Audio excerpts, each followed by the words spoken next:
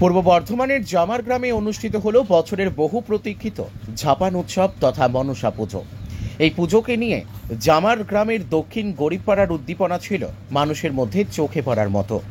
একদিকে যেমন জামার গ্রামের মানুষের মধ্যে উদ্দীপনা চরমে, ঠিক অপর পক্ষে বাইরে থেকে যারা আত্মীয় স্বজন এসেছেন তাদের উদ্দীপনা ছিল মধ্য গগনে।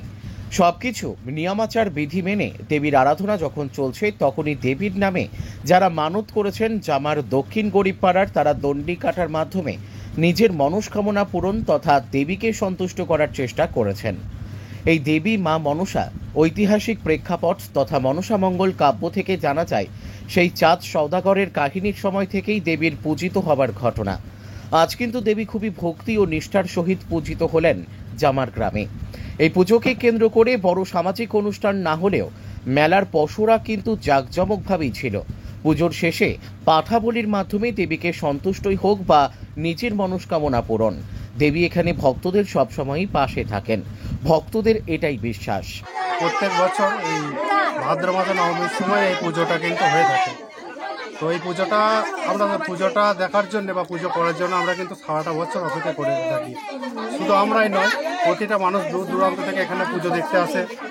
তো সেই ক্ষেত্রে আমাদের এখানে পুজোটা হয়, মা বোনেরা দণ্ডি খাটার মাধ্যমে পুজোটা করে থাকে সারাদিন উপোস করার পরে। তো এই দিনটাকে আমরা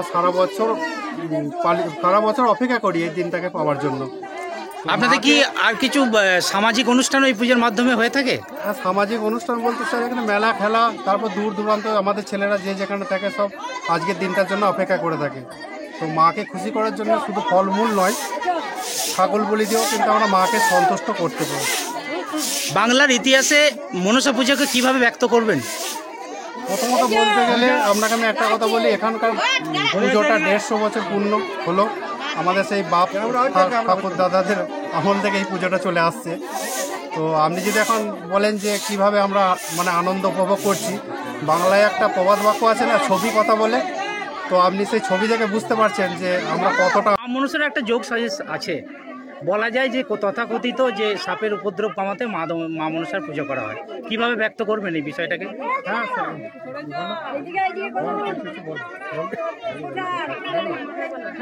কিভাবে ব্যক্ত করবেন বিষয়টাকে? বিষয়টা হচ্ছে যে আমাদের পূর্বপুরুষরা এই পুজো করে এসেছে এবং তারা অনেক ফলশ্রুতি তার প্রমাণও পেয়েছে। যেমন ধরুন কেমন হয়েছে, আগে মানুষের মধ্যে রোগ ব্যাধি সব লেগেই থাকতো, কিন্তু এই পুজো চালু হওয়ার পর থেকে আমাদের গ্রামে অনেক শান্তিও ফিরে এসেছে, মানুষের মধ্যে অনেক ভালোবাসা হয়েছে, এরকমই হয়েছে। আর একটা কথা শোনা যায় যে মা মনসাকে সন্তুষ্ট করলে সাপের উপদ্রব থেকে রক্ষা পাওয়া যায়। সাপের উপদ্রব থেকে রক্ষা পাওয়া যায়, ঘরে ঘরে মঙ্গল কামনা হয়, সকল মানুষ হচ্ছে আনন্দে উৎসবে থাকতে পারে। আমরা তো এই ব্যস্ততার যুগে আমরা কি করেছি, আমাদের তো সব আনন্দ উৎসব সব মানুষ ভুলেই গেছে।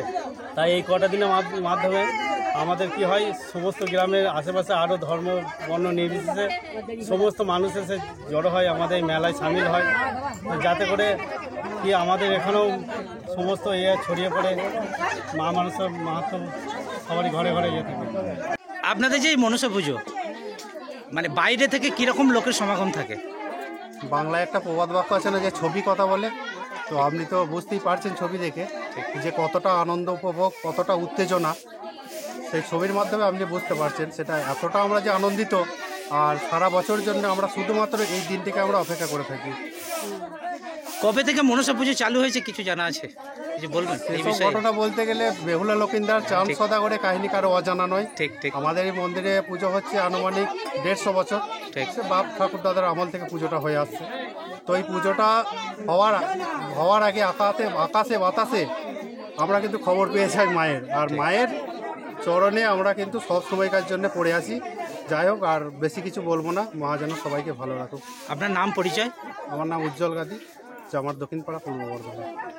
পূর্ব বর্ধমান থেকে সমীর কুমার পাত্রের report, crime press Bengal news. তোমার আমার সকলেরই একটাই পছন্দ, মাদার্স চয়েস। ঘরে সুগন্ধি ভাত, প্রতিদিনের রান্নায় নিখুঁত স্বাদ, চাই উন্নত মানের চাল। তাহলে আর দেরি কেন? আজই যোগাযোগ করুন ধনরাজ অ্যাগ্রো ইন্ডাস্ট্রিজ প্রাইভেট লিমিটেডে। আমরা আনি আপনার টেবিলে খাঁটি ও মানসম্মত চাল মাদার্স চয়েস নামে।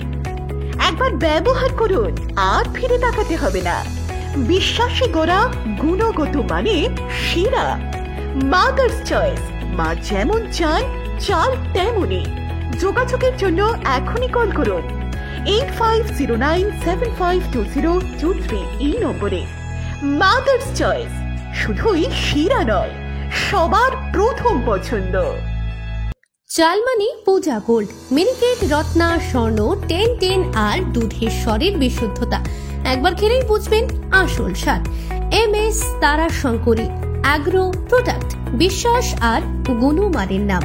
যোগাযোগ করুন 7001192179 আমাদের ঠিকানা বাজে কুমারপুর, মাধবদেহি, পূর্ব বর্ধমান 713427।